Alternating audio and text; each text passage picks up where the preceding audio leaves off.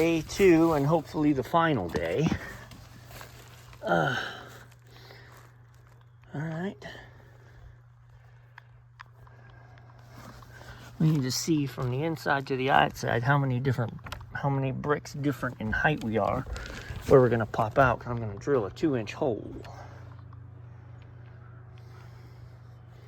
on what is this block right here.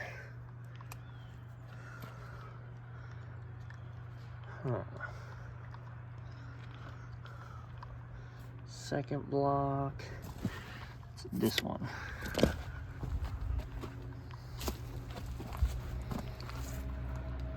And then realistically, I want to pop out right here. So we're looking at 1, 2, 3, 4 blocks, I think, on this side of the block. So we come out, catch a gentle angle, and go straight in, and I can put my dryer right here. I may put my dryer inside. Let's see. So in order to come in above the unit, because the unit ends right there inside the handler, so I've got to go higher. So I'll go through the block here, and then I brought the tubing benders, so we'll 90 it down, 90 it over, straight in. All right. This is probably going to be just like a ton of 30-second videos today, so we'll just kind of show you. I've got the GXV completely wrapped with a wet rag, and then I have the Viper Technologies wet rag flame pad soaked in water here. So we'll do this one first, and we'll grab the big one. I ought to do them the other way, shouldn't I? I'll do the big one so I can get around it without dealing with that. All right, I torched the inside. I'm gonna go ahead and put my liquid line dryer. This has a liquid line flare kind of deal, and I'm glad we're talking about this before we go, because I may well have torched that on and then forgotten to put this. Hang on. So I got my dryer wrapped up with a physical wet rag, and then I have the fire torch pad on there. I'm gonna go ahead and I hate, because this came flared, so I have to make an additional connection. The least connections, the better. There was a little rubber ring on there. I got rid of that too, so. Okay, so now this gives us the ability to then inspect it this way without the mirror and see. I am no super torcher, man. Do you know why I like using slip-on fittings? Because I don't love my torching skills. But 3/8 obviously is way more forgiving because it heats up quick and we're done. So now, right, I'm not gonna do it because but that's gonna attach there, and then we're gonna bring the line down into a 90 into that, and bada bing. This is an either flow dryer, but pay attention to that.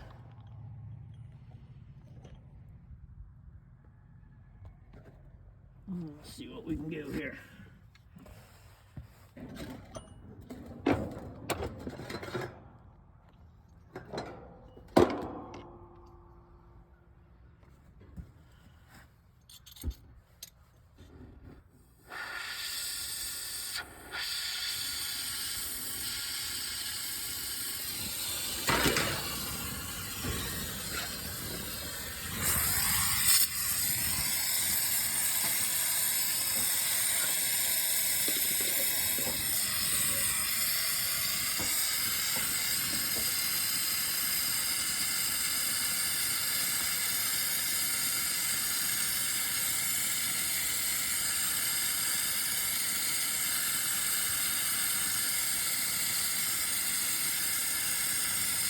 There we go.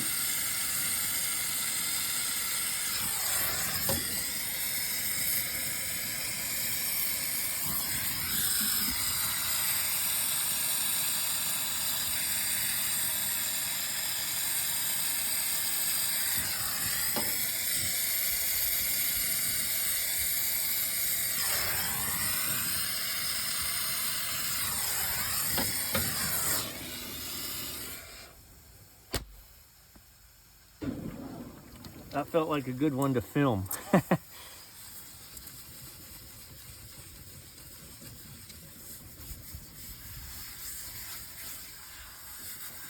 Not that I felt like it was going to go well when I started, but after the fact, I feel like that was a pretty good one to film. I'm still struggling with this Ambro set. Really getting it dialed in.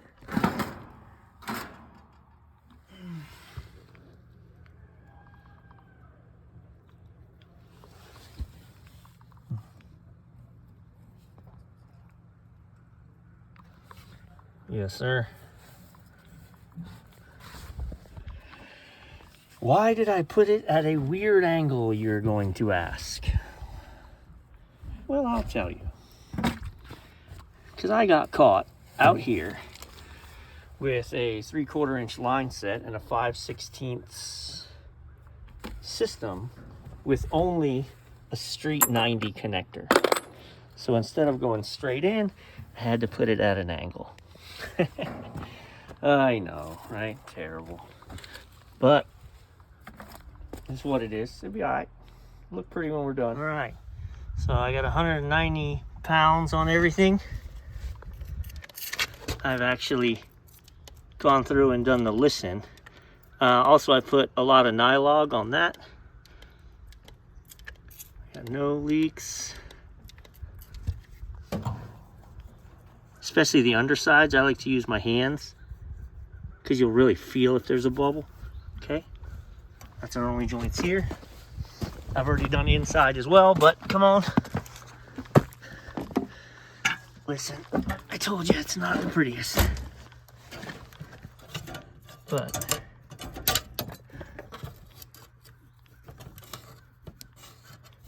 and yes, I burnt the crap out of that panel. It's okay. Just a panel, because I'll show you on the inside. While I torched everything, I had both the TXP wrapped and there's a sensing bulb, so I just kept those wrapped completely.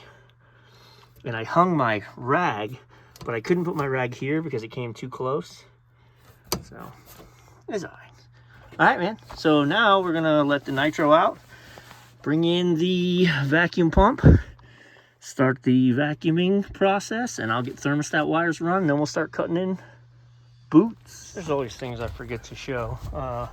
So that's the tubing bender. It's like a crossbow.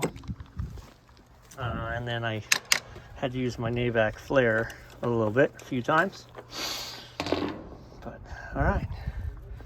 Trying to maximize trips now. We're gonna take all of the torching stuff back to the van. This took way longer than it should have. This torching process should have been half the time, but always something, ain't it?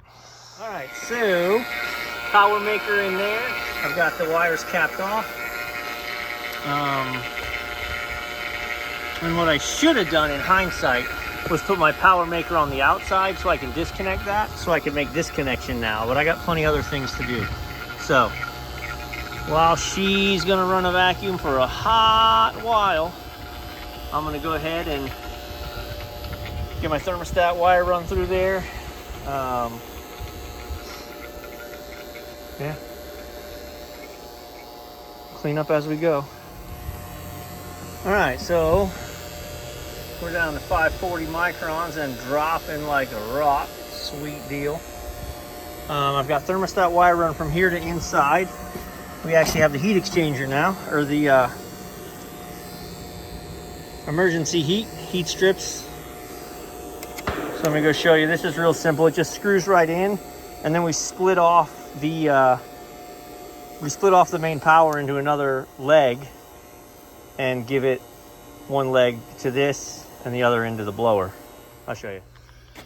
All right, I'm gonna look at the schematic to verify what I'm telling you is right, but while I'm here, before I run and grab the paperwork, it was plugged up like that, okay? And this is my line in. Well, now that I've inserted the heat strips, it came with its own plug. So now it becomes, right, the terminal to take the main in. So now we're gonna sever this, and we're gonna make that connection there, get our ground set, and then I'm pretty sure I don't need to add 24 volts to this relay. because it should be getting its power. No, that's W1. Yeah, it should be getting its power from, if you look at this purple line, purple and brown, the brown's going to be the common, and the purple they put on a white end here, because that's actually going to be our call for heating. All right, I got time. I could just let it, let's see where it's at. So let's shut this down. Okay, let's turn this on and let's do a tightness test. All right, so I just started a tightness test. So what I'm gonna do is kill it at the vacuum. Everything's still opened up in the system. And then it's just gonna run a timer and it's gonna see what our microns tap out at. So, I mean, we were down to 220 when I started, because we're only pulling on the inside of the system. This is charged, so we're just pulling on the inside of the system. So now we're just making sure that it doesn't raise up above 1,000 microns, and then we know the system's dry enough. So I think we will, but that's kind of the nice part about the gauge is you can just do this and walk away. All right, I just ran all the thermostat wire and I hung the thermostat inside. So that took me 28 minutes.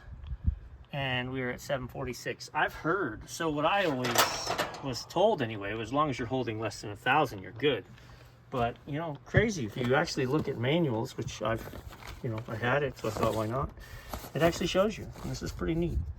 So this tells you, you gotta pull it down to 500 for sure. I pulled down to 240, and then after 7 minutes, if you are above 2,000, then you got a leak in the system. If you're between 1,000 and 2,000, you're tight, but you're still not dry. And if you're under 1,000, you're tight and dry. So 28 minutes later, 740 microns. Chicken dinner, baby. I feel like this is important stuff to share, like just human stuff, right? It's Saturday. It's about 2:30 now. I got here before 10. I really thought I would be way further ahead than I am right now. Essentially, I've got all the thermostat wire run. I've got all the electrical tapped. I've got the refrigeration system done.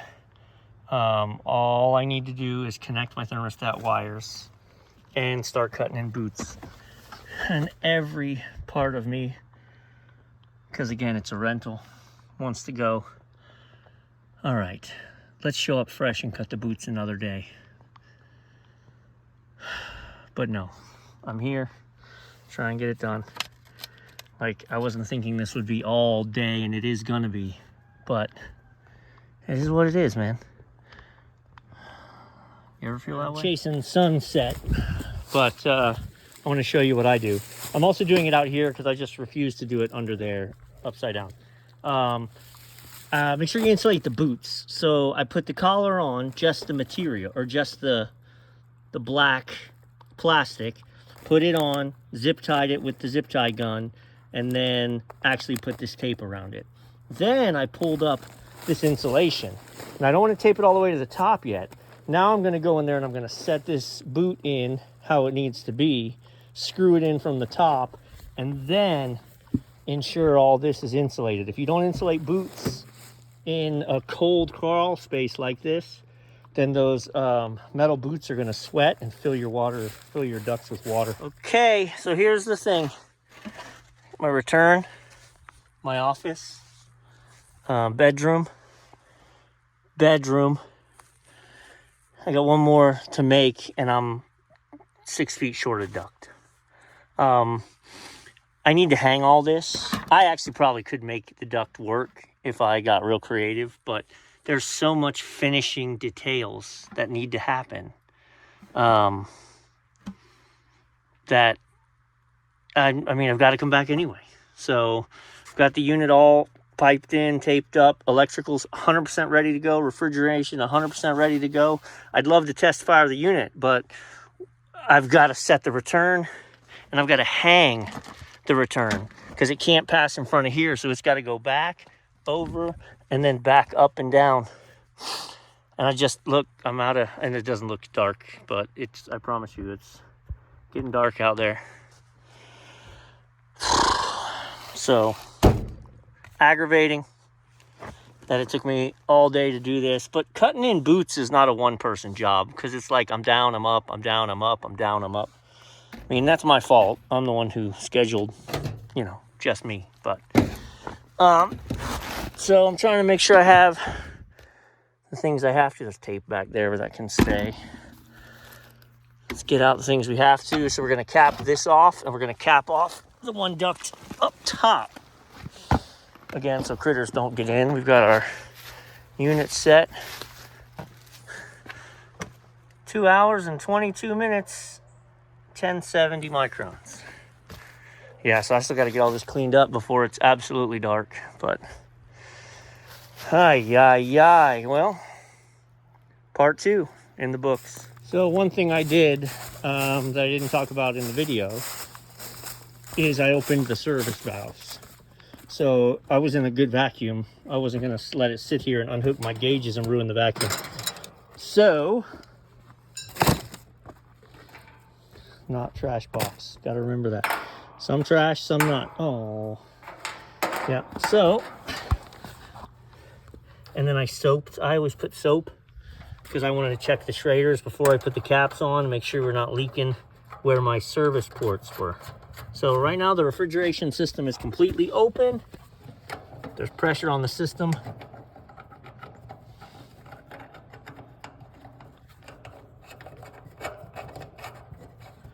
And this is bear country after all.